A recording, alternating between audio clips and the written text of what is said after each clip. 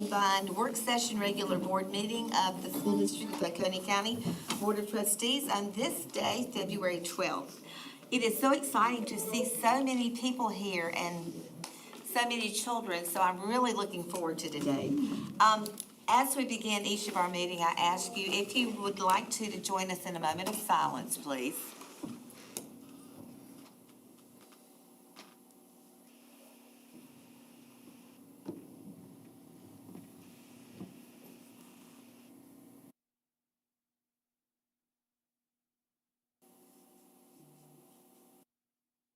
Amen.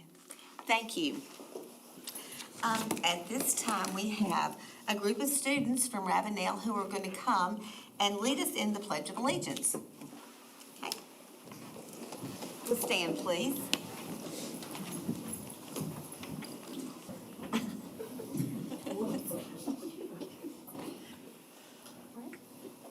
I pledge allegiance to the flag of the United States of America and to the republic for which it stands, one nation, under God, indivisible, with liberty and justice for all. Thank you so much. And they are going to be back with us in just a few minutes. At this time, I'll ask for an approval of the agenda for February 12th, 2024 work session regular meeting. Anybody see anything wrong with it?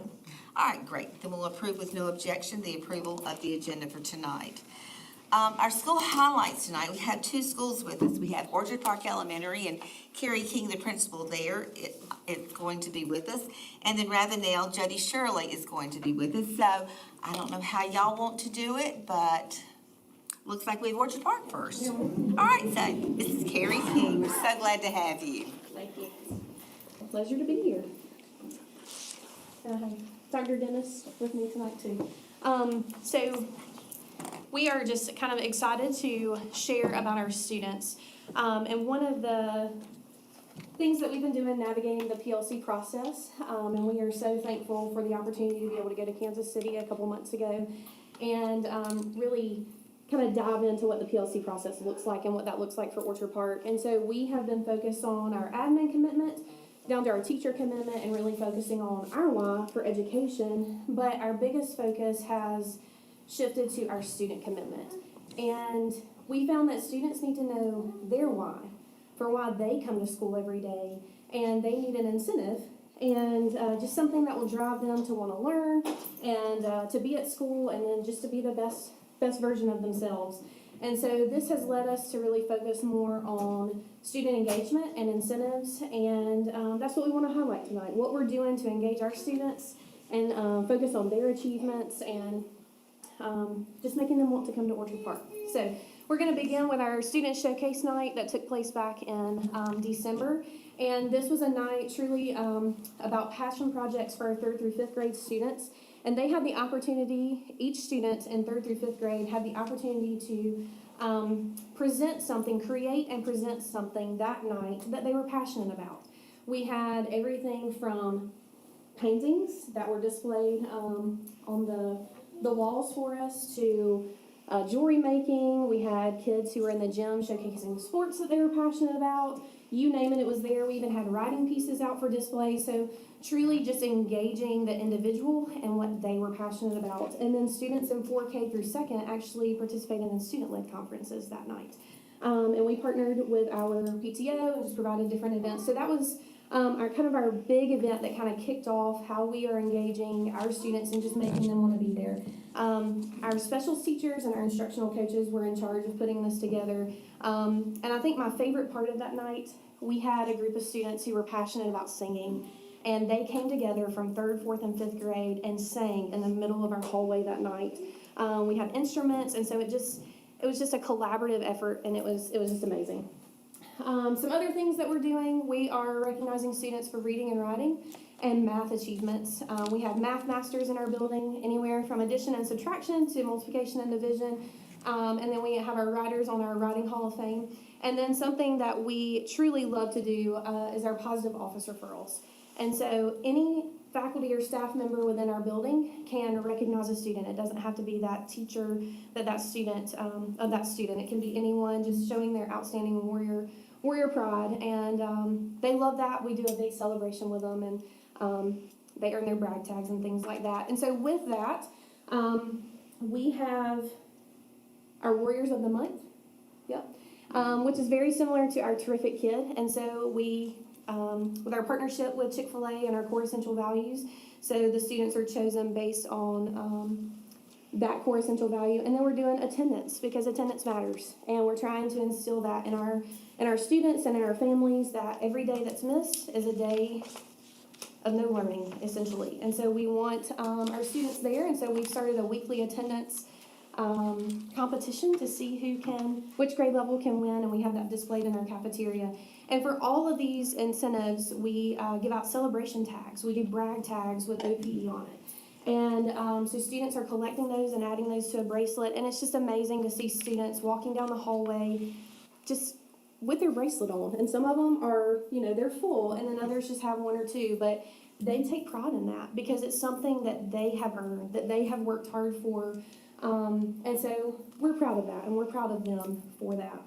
We've started several of our clubs back that you can see there. One of my favorites is the Garden Gurus. So they're taking care of our greenhouse, and they meet after school, and they're going to be focused on having a plant sale in the spring. We have our garage band and chorus, and then our news team. Of course, they keep us up to date on our daily information and things like that. And so we are able to recognize our students on the news every morning. Our writers from the Writing Hall of Fame, they come on the news and they read their writing.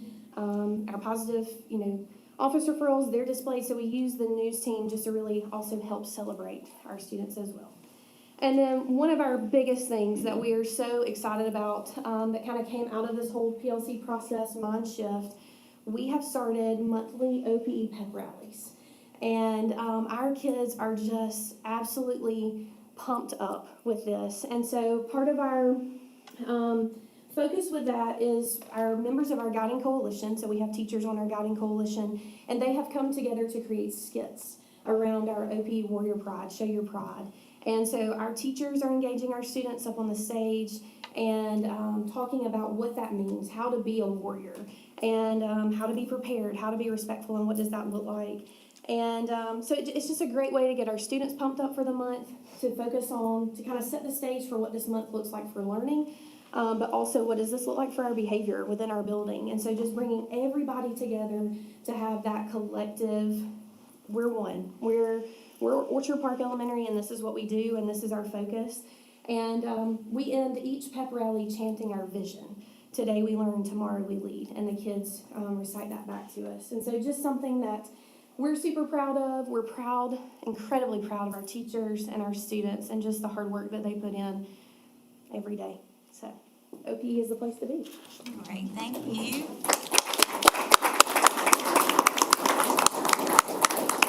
Lots of things going on. Thank you so much. And now, Shirley. I love this because I get to hear what's going on at other schools and totally steal all your ideas and talk to you. Because we've got pieces of all this stuff and like visions of all this stuff coming together. And we've got a lot of this stuff going on at Ravenel already, just in little pockets. But what I wanted to highlight tonight were things that you guys don't often get to see out of elementary school. And it's the good things that are going on for us after the school day. And so we had a musical that started last year. It was Ravenel's first, that's correct. And so we've got our music teacher, Mr. Brooks, here, and he's launching our second musical this year, and it's The Lion King. And so we have a selection of students tonight that are gonna wow you with their theatrics, and I just want you to enjoy it. I know I'm super proud of them and just appreciative of the opportunities that, teachers are extending to our students outside of the hard work that they do with academics every day. So let's take it away, guys. You ready? So we're going to be singing just one song from our musical. We're going to do Hakuna Matata. It's pretty funny. So with me tonight I have Cooper Talley. He plays Zazu. I have Joseph Flanagan. You're a villager, a hyena, you an elephant? An elephant. He has a lot of hats. I have McKenna Smith. She plays Timon. Kendon Holland, he plays Simba. And then Victoria Ward, who plays Pumbaa. Wasn't coming out. So this is just 5 of the 29 kids that I have with me every Tuesday and Thursday. All right, y'all ready? All right, you got it? Tata. What a wonderful phrase. Hakuna Matata. Ain't no passing no worries for the rest of your days. It's our problem-free philosophy. Hakuna Matata. Hakuna Matata? Yeah, it's our motto. What's the matter? Nothing. What's the matter with you? Hakuna Matata. These 2 words will solve all your problems. That's right. Sit moving here.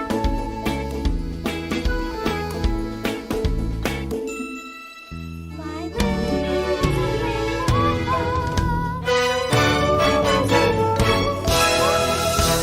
Very nice. Thanks.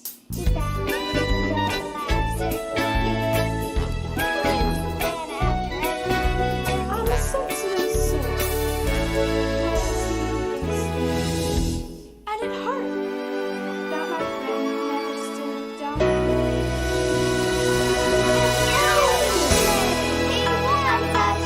Started changing my name. And I And it's hard that Pumbaa, not in front of the school board. Hakuna Matata. What a wonderful phrase. Hakuna Matata. Ain't no passing away. It means no worries for the rest of your days. It's all problem-free philosophy. Hakuna Matata. Welcome to our humble abode. I'm so hungry I could eat a receiver. Yeesh, kid, if you're gonna live with us, you gotta eat like us. Ew, what's that? A grub. Ew, gross. Slimy, yet satisfying. Here, try one. What? I'm telling you, kid, this is the good life. No rules, no responsibilities, and best of all, no worries. One for you to enjoy. One for you. Here, enjoy. Here goes. Hakuna Matata. Slimy, yet satisfying. That's it. Hakuna Matata. Hakuna Matata. Hakuna Matata. Hakuna Matata. Hakuna Matata. Hakuna Matata. Hakuna Matata. Hakuna. It means no worries for the rest of your days. It's our problem-free philosophy. Hakuna Matata. Hakuna Matata. Hakuna Matata. Hakuna Matata. We say Hakuna. We say Hakuna. Hakuna. Hakuna Matata.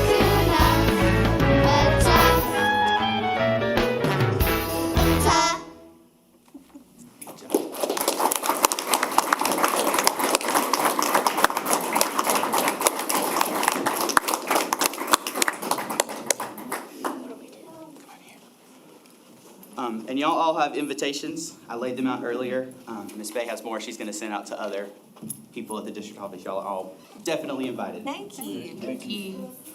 And for those of you that are with us that may not know, it's March 7th at 6 and March 8th at 8:45 at Ravenel. So it's going to be a terrific performance, I know. Thank you so much for being here. It's great.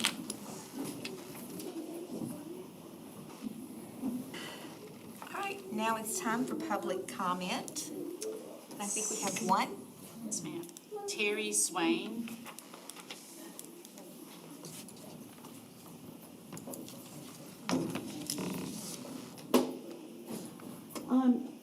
introduce myself. I'm Terry Swain. I'm a retired teacher from Oconee County. Also live in the southern end of the district, close to I-85. And I'm here today to kind of give you an idea of on January the 9th, when we canceled school for the students. A situation occurred down in our area that some of you may or may not be aware of, but I did contact Dr. Thorsland and a couple of school board members just to let them know the situation down on the southern end of the county that day. If you remember, that was the day that we had a lot of wind and a lot of rain, lots of rain, kind of like today, but only more. And as it so happened, my husband and I, he had a procedure to go to the hospital, or we wouldn't have gone out. We actually went out, and when we got on 182, we had to drive in the middle of the road because of all the water, and we had to go like 45 miles an hour. If I had to do it over again, I wouldn't have done it. But we had waited like a month and a half to get this appointment. We were not going to reschedule. After the appointment and the procedure, we got back in our car and started home. And I looked at my phone, and my phone said, emergency alert, National Weather Service. A flash flood warning is in effect for this area until 3 p.m. This is a dangerous and life-threatening situation. Do not attempt to travel unless you are fleeing from an area subject to flooding or under evacuation order. That's the first thing I saw when I came out. So I immediately called my daughter, who is also a teacher in the county. And I said, are you okay? I just assumed she was at home. She said, no, I'm at school. I said, what are you doing at school? She said, well, it's either take a personal leave day or come in. So she elected to take a personal leave. It kind of scared me knowing what I had gone through that morning. After that, I hung up and I called my daughter-in-law, who is also a teacher in the county. She elected to stay home because she has 3 young kids under the age of 12. She did not want them to be with someone else other than her as a storm. Later on that afternoon, if you ever drive by Highway 11 down by the Spotted Pig down that direction, there's an entire subdivision back behind the Spotted Pig in the Dollar General. It was completely cut off because of water rising. They could not get out. There's at least 10 to 12 homes back there. One of those was my neighbor, who is also a teacher at Walhalla High. She couldn't get out. She was unable to get out, so she had to take a personal leave day. I'm here today to ask the board to consider in the future making a policy, if you cancel school for inclement weather, for the students to also include the teachers, so they don't have to make a decision of whether to go or not to come. Some of you aren't aware. If you have a lot of ice and ice up this way, we usually don't have it down the southern. We get all the water because we're around the lake.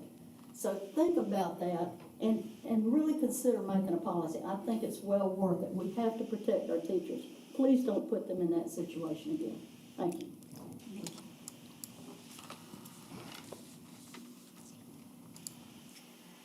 All right, and that's all we have? All right, thank you so much. At this time, y'all received the minutes last week, so were there any additions or deletions to the January 8th, 2024 work session meeting minutes, regular board meeting? None? All right, hearing nothing, they will be approved with no objection. And now for our superintendent's report. Thank you, Ms. McCormick. And I have got several things to talk about, and I'm going to try to read this so I get the facts right on this first one. But each year, Allen Tate Realty holds regional fun day events in the fall to raise money in the communities that the Realty Company serves. And this year, the local Allen Tate office raised some money and wanted to donate it to the school district, so they're going to give it to Grace's Closet. But Allen Tate raised throughout the Carolinas, I think $141,000, more than $141,000 in 2023. Just very philanthropic, and we're very appreciative to the Allen Tate Mountain Lakes Anderson office agents who are here tonight. So if I could get y'all to come forward, Ms. McCormick and I are going to come down, and Dr. McDonald is actually on the Grace's Closet board, so she'll accept the check there on behalf of Grace's Closet, but just wanted to say thank you for the $2,700 donation to Grace's Closet, which is great.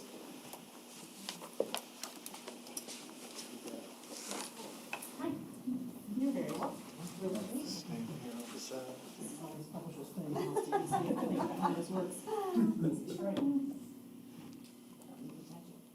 Can you pull it down just a little? Miss McCormick's head is It's too short. Thank you. Thank you very much. Thank you. Honored to serve with you, and thank you for all you do on the school board. So, great job. Thank you. We appreciate it so much. Thanks very Thank you. much. Thank you.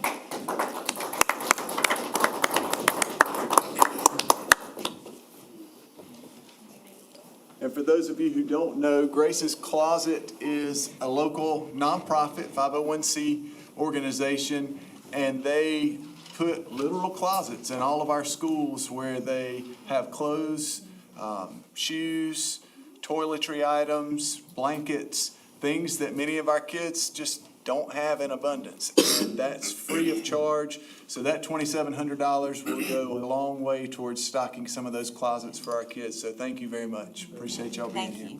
Thank you. Thank you. Also, I wanted to highlight, we've got a professional development day coming up for our teachers on February the 19th. And I wanted to point out that one of your very own, one of our board members who is a former CATE teacher, CATE meaning Career and Technology Education. And Dr. Ketterman used to teach and has her doctorate in education. And she is partnering with Mr. Lee Croy and the folks at the Hamilton Career and Technology Center. And we have specialized training. One of the knocks on professional development a lot of times is teachers will say, yeah, but this doesn't apply to me. And sometimes our career teachers feel the same way, that, you know, if they're looking at something that is very academic, you know, math, English, they don't necessarily feel like it's appropriate for them or applicable in their situation. So we've got some specialized professional development going on, and Dr. Ketterman's taking part in that, so we appreciate her helping us with that. But we have great training going on that whole day, so we're excited about that. And I think this CTE Academy is something that's going to extend beyond just that day. You can see there February 19th, March 18th, and April 1st. So it's a pretty good training program, in-house operated. You can see the other folks that are instructing that day are our own folks as well. So we're excited about that. And then Ms. Bay, you'll click on the 4K screenings tab there too. Just want to make everybody aware that February, 3 days in February, 3 days in March. This is for 4K screening. We're already talking about 24, 25. So August of 24, just a few months down the road, we'll start with a new crop of 4K students. And our 4K, we don't have universal 4K. It is needs-based. So we screen students for that. And there's a variety of activities that the students go through and different characteristics that could qualify for 4K, because we want students in 4K if they need a little boost to get ready for kindergarten. You think of kindergarten, I guess when I was little, I think of playing in kindergarten. Kindergarten's become somewhat academic these days, and we want our students to be prepared to learn as soon as they get in kindergarten. So these are the 4K screening dates, and you can see the QR code to make it nice and easy. Anybody can just use their phone and scan that code. Of course, this is not the only promotion that we'll be doing here. This will be promoted around the county, media, newspapers, different things like that. So we'll get that word out to everyone, but just wanted to make sure the board was aware of that. And then finally, we had our Cognia reaccreditation this year, which is the 5-year reaccreditation that all school districts go through. And I'm going to pass off to Mr. Smith. He kind of took the lead on this process for us as a district, so I'm going to let him share a couple minutes. Thank you, Dr. Thorsman. As you all may know, in the past, we've been accredited by several different organizations. Southern Association of Colleges and Schools at one time, that transitioned to Advanced Ed, and currently Cognia is our accrediting body. Historically, individual schools went through the accreditation process, but now, today, our district actually goes through that process on behalf of all of our schools. Now, you might imagine, since I'm providing this update, that this is, in fact, our year for reaccreditation. And we just completed the formal portion of this process. Just wanted to talk to you a little bit about the process that we've gone through. Several months back, we began with several members of our leadership team going through an online training course. We went through a process of reviewing 4 key characteristics and 30 standards that Cognia uses to assess school district performance and progress. This review includes a systematic look at our district strategic plan, current data, progress towards goals, and a self-assessment of our current standing with respect to these 30 standards. Throughout this process, we engaged with stakeholder groups, including teachers, students, parents, principals, and support personnel. We conducted over 200 classroom observations and completed a number of narratives, all culminating in a day 2 weeks ago when we hosted our Cognia leaders for our formal review. The day consisted of a summary presentation to Cognia, as well as interviews with our superintendent, 2 board members, as you know, student groups, teacher groups, as well as support personnel. Now, we have not yet received our final report, and we'll receive that in several weeks, but I'm happy to report that the initial feedback was really overwhelmingly positive. And I tell you, one of the most compelling remarks that was made in our closing session was the Cognia leader said that it's clearly evident that the well-being and best interest of children is the basis for everything we do in school district of Oconee County, and I don't really think it could get any better than that. We will, of course, keep you updated as our report and accreditation are finalized, but we're very pleased with how the process has gone and the preliminary response from our Cognia evaluators. Thank you for the opportunity to deliver this update. And that's it for me. All right. That sounds great. Thank you for taking the lead in that. I know it was a lot of work, but look forward to the final results. Yes, ma'am. And now, Mr. Leroy. Thank you, Ms. McCullough. I am here today to kind of give an update on where we are with all things Kelly Services, and we've got it's a big change in our office and in our district and all the schools actually. So we want to kind of give you an update on how things are going, sort of a mid-year review, if you will. And I'd like to share a few things before I turn it over to the Kelly reps that are here.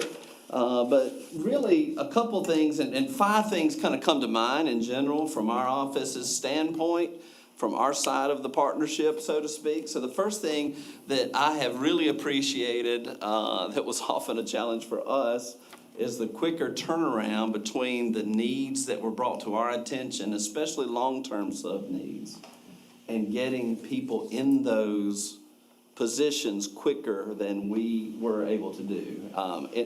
It's hard to say every single case, like a comparison, but for the most part, we're talking days versus week or 2 in some cases, depending on the situation. So we're very appreciative of that, and so I would think the schools are.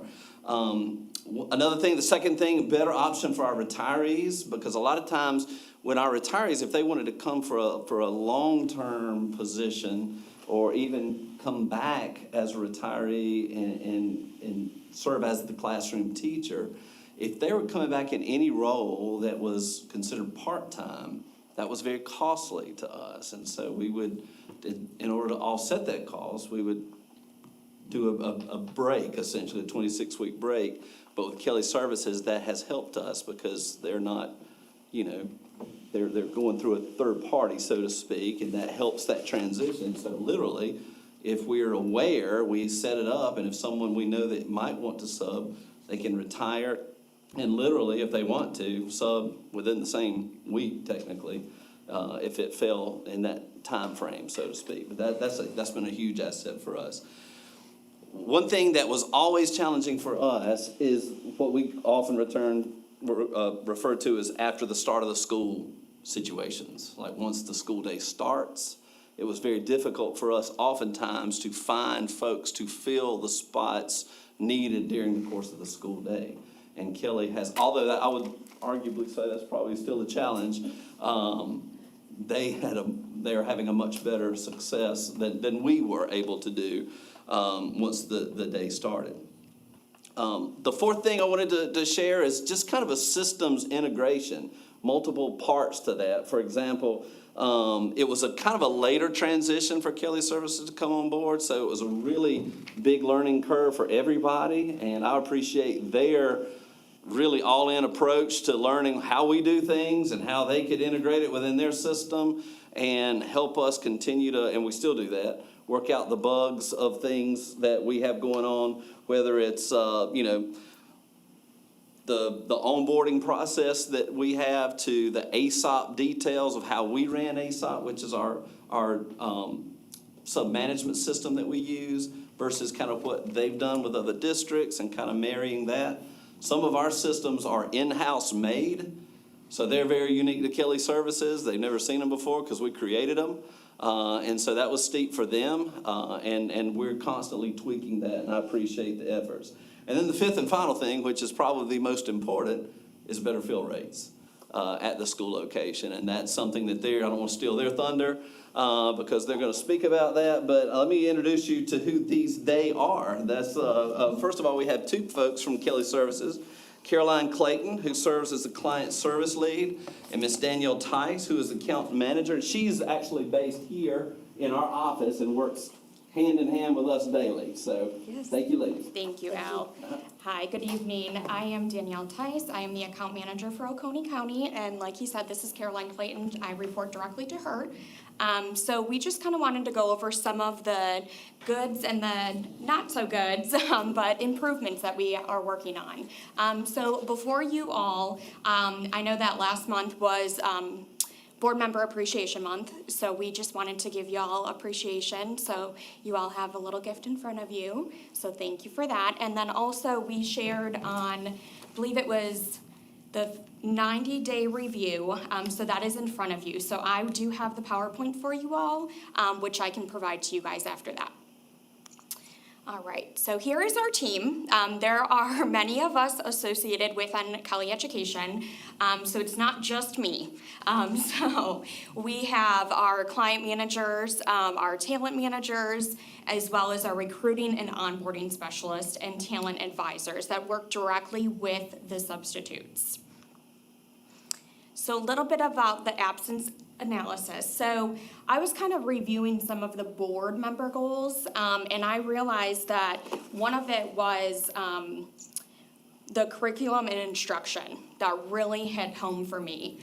Because what is so great is that we are able to fill 90% of those assignments for teachers since July until December 15th with all certified teachers, which is phenomenal. There are a couple one-off situations where we weren't able to get a certified teacher in that position, but we were able to at least transition that certified teacher into it. Some of them are actually looking into the PACE program, so that's really good. And then we were able to fill 19 vacancies, 13 teacher positions, 19 paraprofessionals, 1 custodial, and 1 clerical, which is a bookkeeper.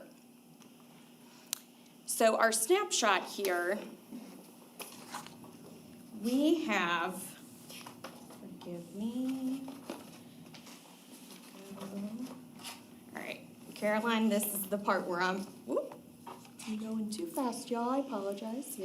Okay, so month over month, since July, we have increased with hiring new substitute teachers.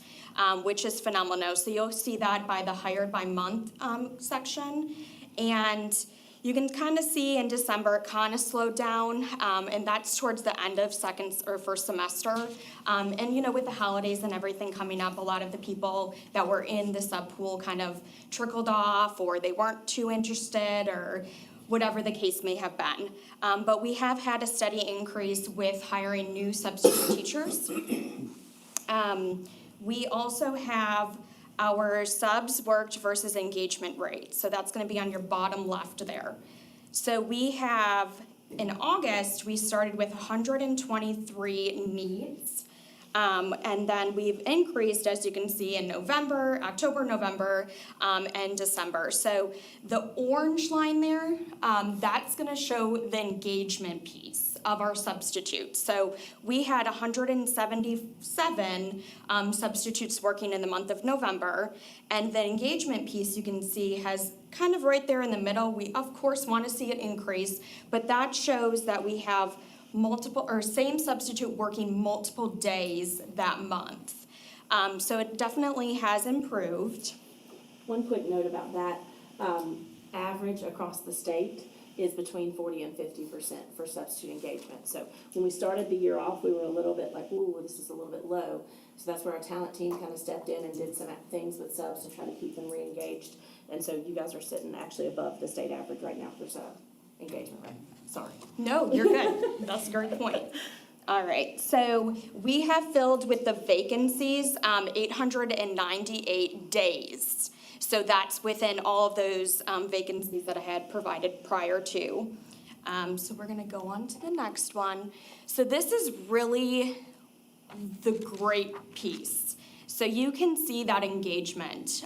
From last year, we were at about a 78.15% overall fill rate.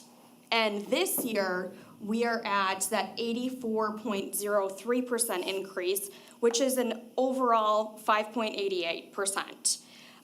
Now for instructional, you can also see that incline in the needs for substitutes, but we've also increased by 8.8%. So, which is great. So we're moving in the right direction, is what we want to see, of course. So let's go to the next one here. And then our targeting and recruitment. We have our social media ads, our Upstate Facebook page. We also do, we have our yard signs, banners. I know I have to replenish some of the schoolyard signs that got kind of taken over by the weather or the lawn care. And then also we have school events. I'm going to be sending out to all of the schools. I know that Orchard Park and Ravenel shared some really great events that they had. So see about, popping in, setting up a table, reaching out to the families, the community, as they come in and engage with them. We were also invited to the K-4 pre-screening, which is going to be great as well. So I will be there on site with them at every day, and that's going to really help increase with the engagement with the parents, because I know a lot of the parents, they like to work the same schedule as their students, so that'll help bring in some of the substitutes as well. And then, and we also have a referral program. So all of our substitutes have access to the referral program. So they are welcome to use that, send that out to anybody, and then they would receive that additional $100 referral bonus. So, and together, we are limitless.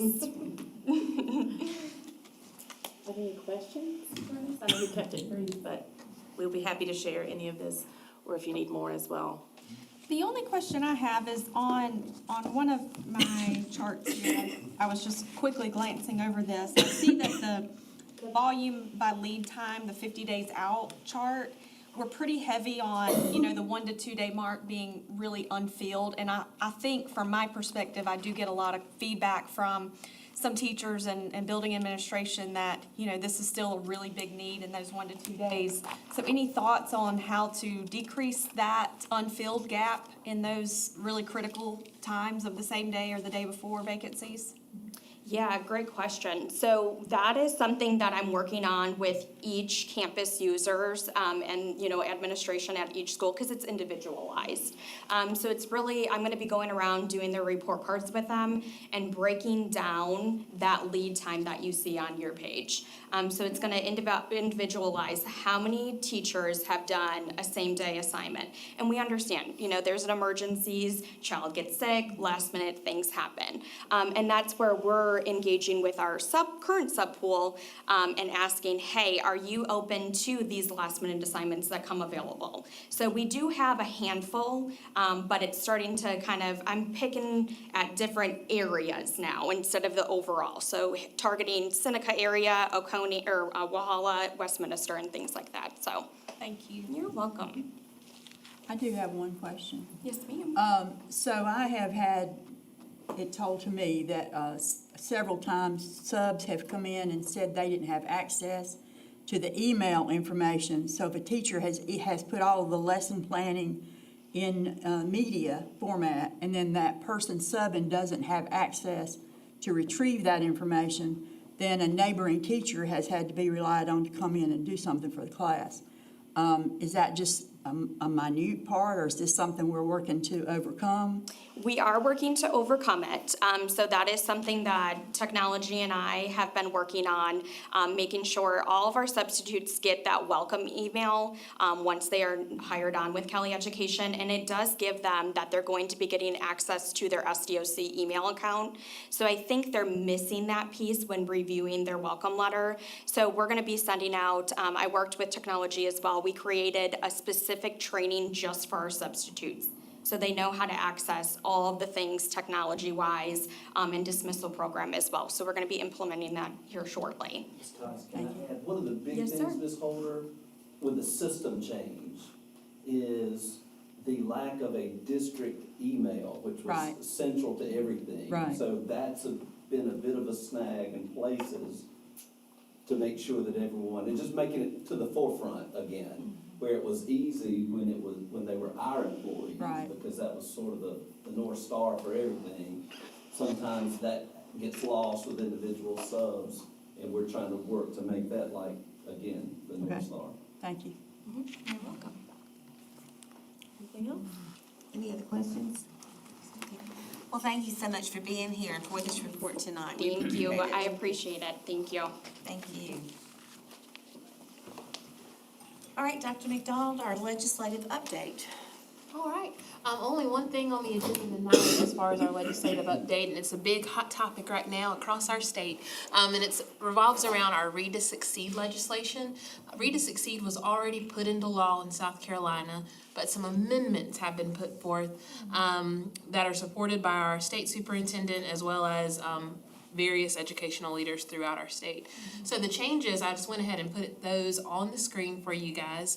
One of the biggest changes that's going to impact our district and districts across the state the most is who actually could be subject to retention as a result of this change. So prior to this, if it goes into effect, only third graders who placed in the does not meet one category of SC Ready ELA were folks that we would invite to our summer camp in hopes that they would get the learning that they need in that intensive summer camp reading program so that they could do well at MAP at the end of summer and then be promoted to fourth grade.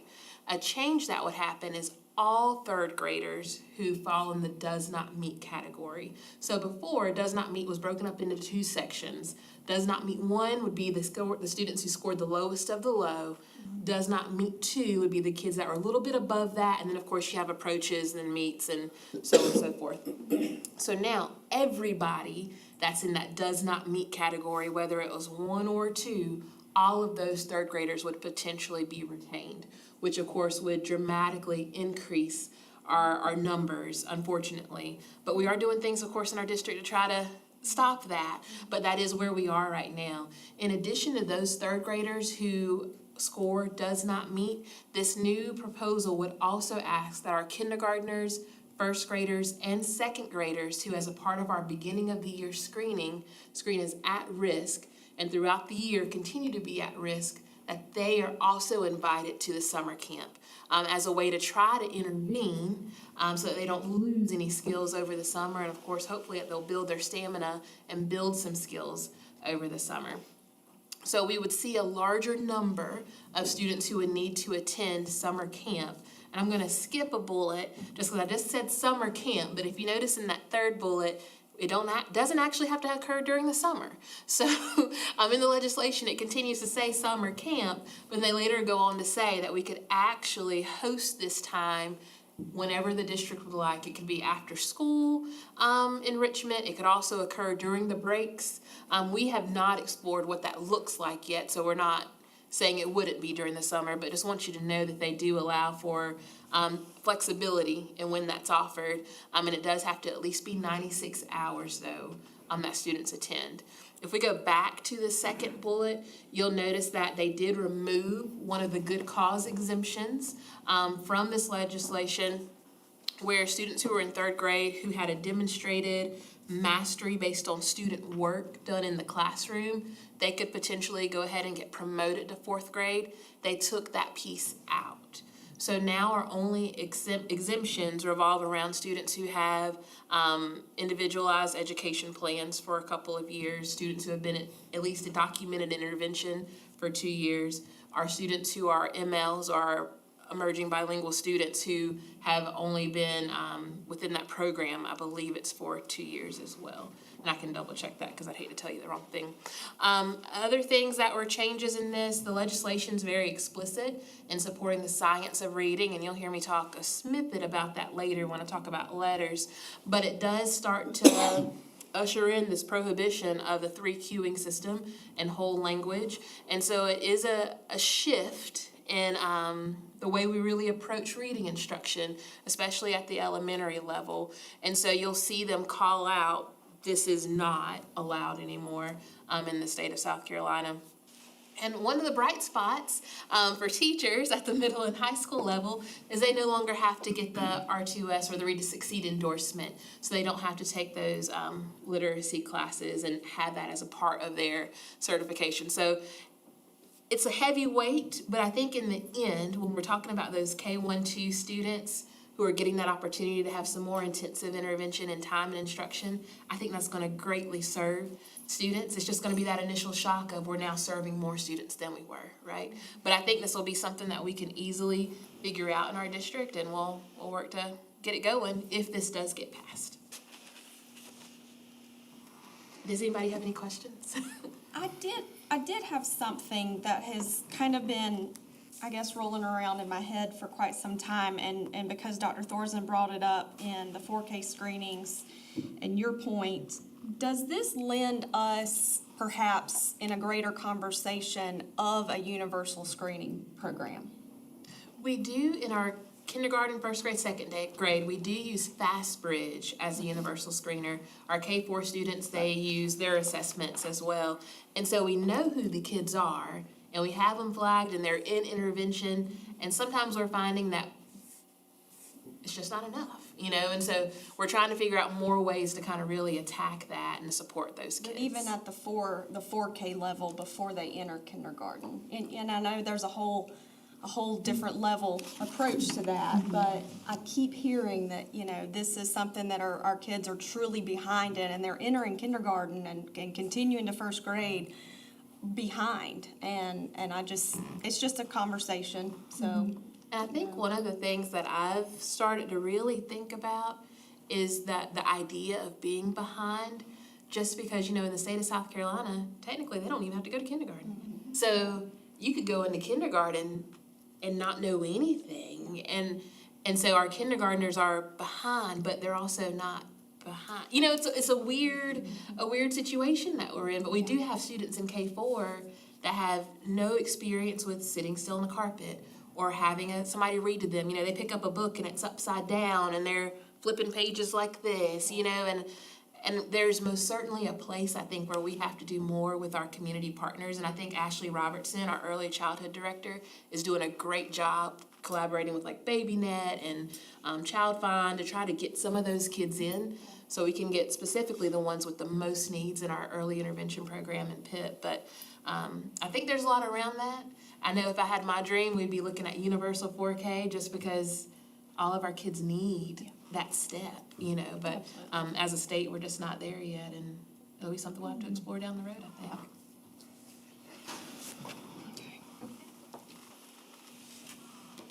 All right. Any other questions, comments? Great, thank you so much for that. And now, Mr. Schickling, our January financial report. Okay, you'll have to bear with me. I'm a little bit hoarse here, but I'll do my best. So, we are, I feel like I never really have anything interesting to talk about with the financial reports. I mean, we're about 90% personnel costs on the budget. So you can see the annual tax collections are starting to pick up here for the month of January. So the revenue side on local taxes is a little bit higher than it's been. And again, the programmed costs are primarily personnel, so as long as we're running payrolls routinely, it just continues to track normally against the budget. I will take a look now at some of our encumbrances for blanket purchase orders for supplies, especially things like in the maintenance department. You know, are we spending as much as we would anticipate, more or less, at some of the, you know, like our Home Depots or with our suppliers, and see if we need to adjust those encumbrances. But normal budgetary activity here. There was one question from a board member that I did want to address in the community services component of the budget. The board had approved our amendment to the budget to fulfill our obligation, our pledge to the YMCA. So that is where that expense materializes, and the budget has been adjusted to reflect that. In terms of expenditures or disbursements, not a ton of big activity in the month of January. The largest disbursements were an installment of our property and liability insurance, and then the Seneca Middle Pay app. But again, looking at a smaller six-figure rather than some of those millions of dollars as the school is approaching its completion here in the spring. Any questions that I can answer for you? Anyone have any questions? All right, thank you. And then also you have the FY25 tentative budget calendar. I do. So this one is mostly just based on meeting dates of both our board and the county council. The county council had a meeting date on their calendar that they, in consultation with them, they're not going to be holding in June. So our timelines are a little bit more synced than they have been, I think, the past couple of years. But we'll start with our first reading in April, and we will have actually our presentation to the county council's finance committee. Then the next day, then they will have their first reading, which is a little bit out of order because we had to move that up. And then after that, we will do consecutive second read with our board, second read with county council, third read with our board, third read with county council. So takes us right up to the deadline for June 30th almost. Rolls around quick, doesn't it? It does. Hopefully we'll be less eventful this year in terms of legislative proposals and changes because of the roll-up of state aid items last year and that commitment to start to increase the teacher's salary being in the first year of that. There were multiple iterations of House and Senate bills that needed to be sorted through. Hopefully we're a little bit more routine this year. All right. Any comments, questions on that? Thank you. And now for our discussion, possible action. First of all, our First Steps Reauthorization Act. Dr. Thorsley? Yes, I'm going to read a letter that was sent to the school district, actually directed to the school board. It says on June 19th, 2023, the First Steps Reauthorization Act, Act number 81, went into effect with the governor's signature. And that amended section 59-152-60 of the South Carolina Code, which outlines the structure of the First Steps local partnership boards. So we have First Steps, which help some of those younger students that we were discussing just a few minutes ago. And they have a board that kind of governs what they do here locally. We have had a member of that board from the school district for a number of years. Ashley Robertson, who's our Director of Early Childhood, serves in that role. I think Shannon did prior to her. But this formalizes it to where it says the school board definitely appoints someone. We've kind of, I guess, been doing it on a partnership, kind of in a partnership way here the last few years, but now we need to actually have you designate someone. Dr. McDonald spoke with Ms. Robertson. She's happy to continue serving on that board, and the First Steps board and staff would love to have Ashley continue in that role as well.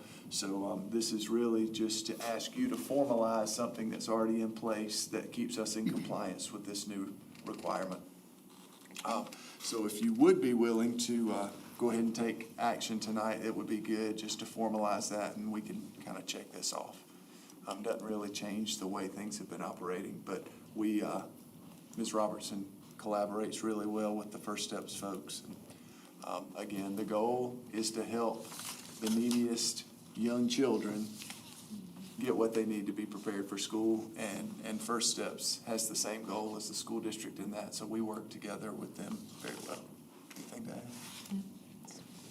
All right, let's go ahead and take care of that. Do I hear a motion that we appoint Ashley Robertson to the First Steps local board? So moved. Second. Any More conversation on that? Will that be a reappointment every year? That is a good question. I will have to come back to you on that.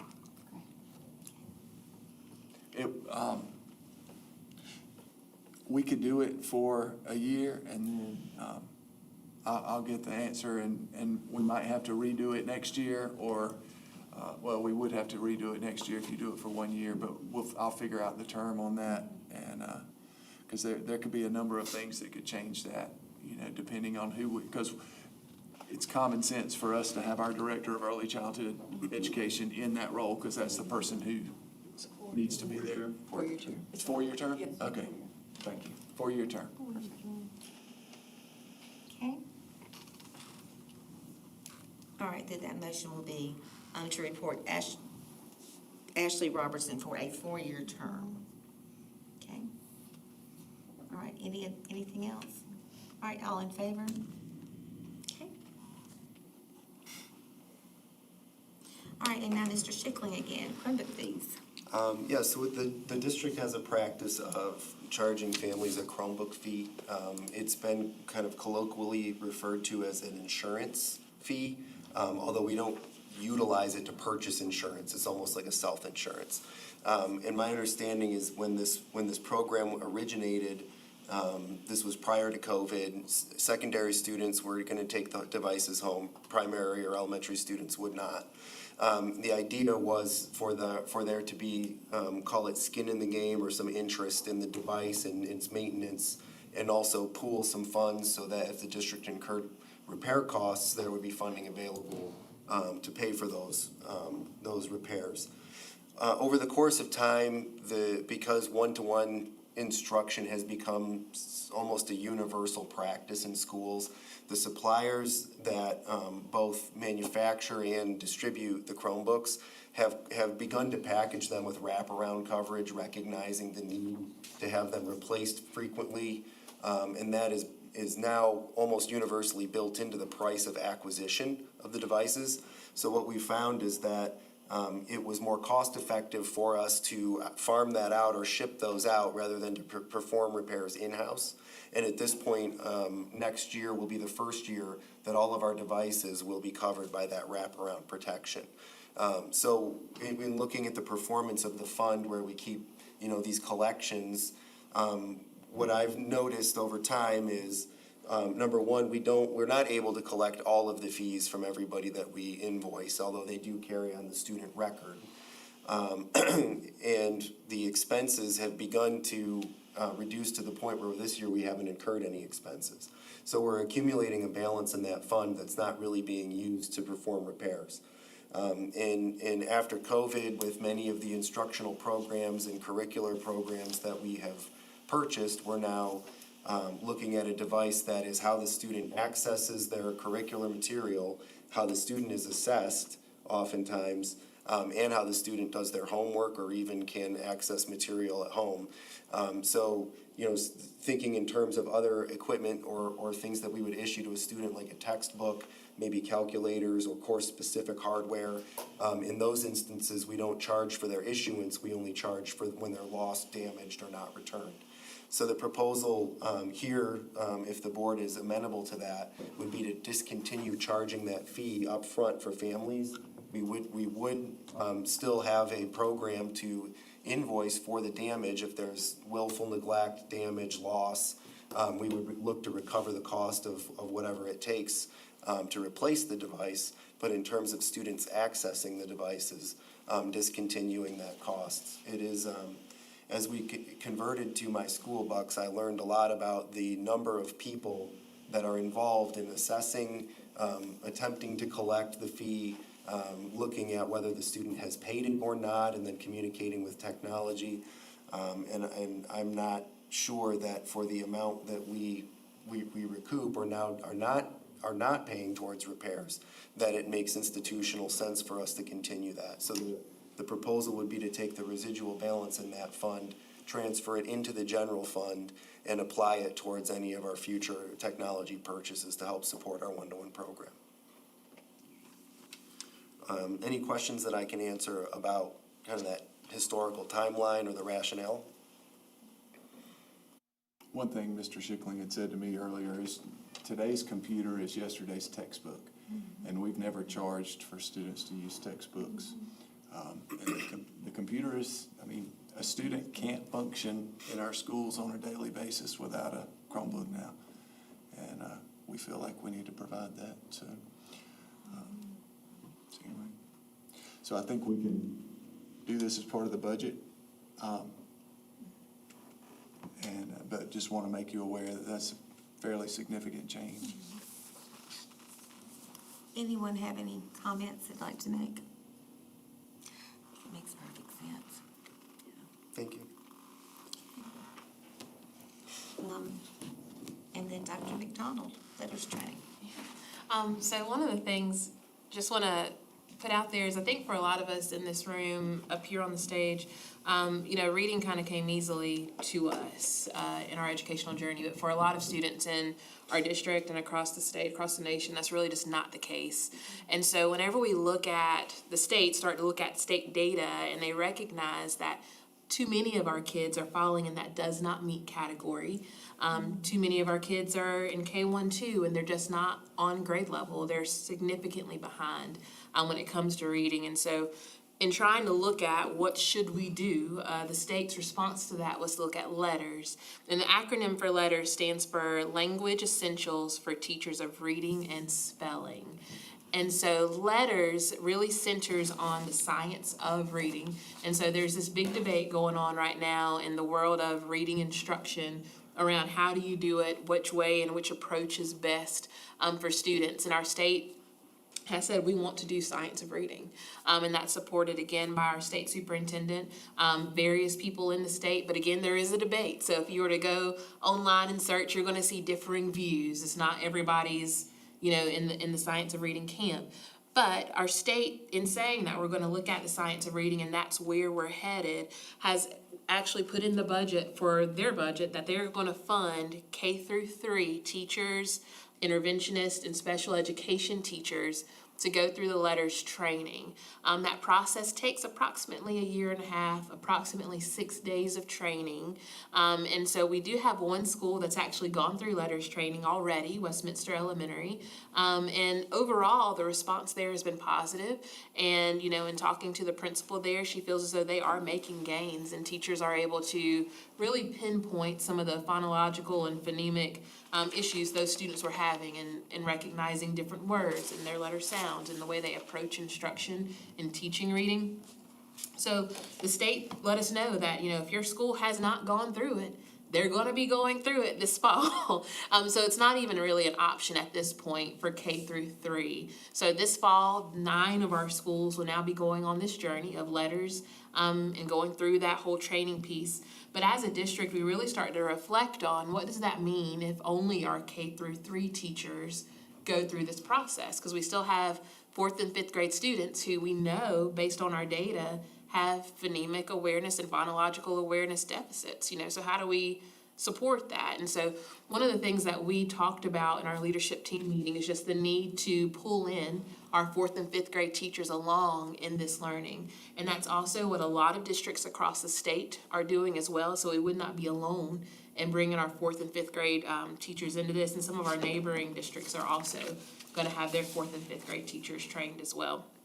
since the state is not funding that, we would be looking at using some of our Title II, which is our federal funds, to fund the bulk of the actual training for that. Now, there is a piece that's around the stipend that teachers get. The state is paying for a stipend for our K-3 teachers, and we as a district would pay for that stipend for our 4th and 5th grade teachers as well, because we wouldn't want them to be doing the exact same learning experience and not getting the stipend that our K-3 teachers are getting. But one of the other pieces of that is not just that we have students in 4th and 5th grade who have these deficits that we want to make sure we can support, but also as a building leader, you want to make sure that if you have to move anybody in your building around, you have the flexibility to do that. And so if we did not have our 4th and 5th grade teachers go through that training, they then, if we needed to move them through to 2nd grade, they would then have to start at who knows what point in time. They don't have that skill set before they enter that grade level. And so this is really a nice way for us to wrap around our students in the whole entire elementary spectrum from K to 5, just to make sure everybody in the building can support those students. And so that would be looking at K through 5, general education teachers, special education teachers, and our interventionists going through that. But does anybody have any questions around letters? She did mention 6 days of training, but it's 6 days of training spread out over that year and a half with significant amounts of work in between those sessions. And I'm currently going through the letters training. There's a cohort of us. One of our reading coaches is in the audience. She's going through it as well. Some folks in our office and some other administrators. And so we've had our first full day of training, and so then we had to work through the modules online, which is exactly what our teachers will have to do. And there's work that you have to do throughout. So you have to work with students, you have to collect data, and then of course you're doing little tests online. So that's been fun, trying to highlight my book and study before I take the big one, But teachers will be going through that whole process as well, which is why there is a stipend attached to it, because there is some work that they would need to do outside of probably the regular day. And that stipend is $500. $500 per course, so There's 2. $1,000 for going through the training. So, and I think that stipend that we'll have to pick up locally for the 4th and 5th grade teachers, that again can be part of the budget process. We just wanted you to be aware in case anybody asked what our plan was. Dr. McDonald's has it well thought out, and I think we're in a good place with that, but we just wanted to make sure you were aware. Any questions at all? All right. Thank you so much. All right, we have one action item tonight, and that is on the second reading, final approval, and policy JJ, student activities. Do I hear a motion that we approve that? So moved. Okay. Second? Second. All right, I think we've gone over it a number of times, so if there are no questions, all in favor of the second reading, final approval of policy JJ, please say, please raise your hand. Okay. All right, thank you. All right, this time we have set aside some time for board member comment, if there are any. I just want to give a shout out to Mr. LeCroy at the Career Center for putting this professional development on for career and tech teachers. I think it's very needed, and I'm super excited to see what Monday holds. And it's been a big passion of mine, is making sure that our career and tech teachers are included in relevant professional development. So I'm super excited about that. That's great. Yeah. Kudos to you for volunteering to be involved. Absolutely. Good job. I see we still have one student here. Just want to again thank the students who came to sing. We appreciate you being here and making our board meeting a little more lively. Thank you. Looking forward to the performance. Anyone else? All right, then thank you all so much for attending. At this time, we'll be going into executive session. I'd like to have a motion for executive session for personnel items, employment recommendations, and changes. So moved. Second. Okay. All in favor? All right. Thank y'all so very much.